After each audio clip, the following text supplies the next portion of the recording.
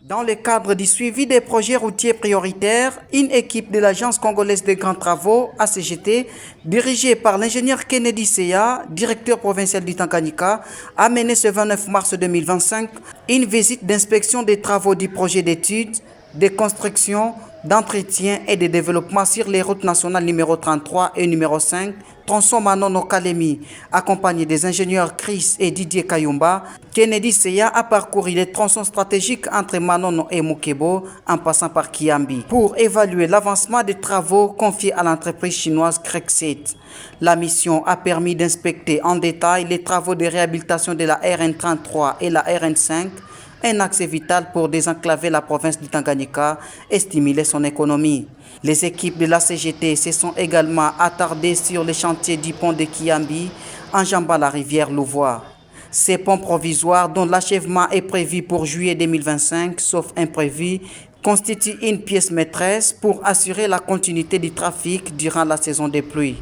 Ingénieur CA a salué la qualité technique et le respect des délais par Crexet.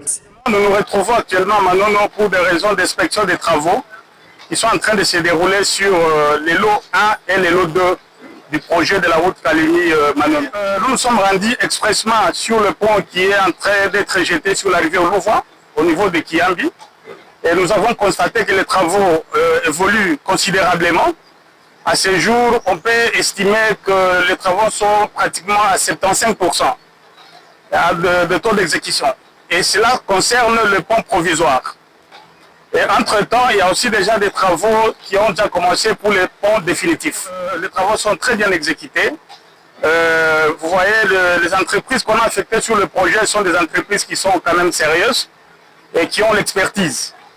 Vous verrez même la qualité des travaux du pont et tout ce qu'ils ont comme matériel. C'est à ce moment-là que vous vous rendrez compte que non, il y a quand même du sérieux. Nous exhortons la population à accompagner le projet. C'est un projet qui va vraiment contribuer au développement de la province du Tanganyika.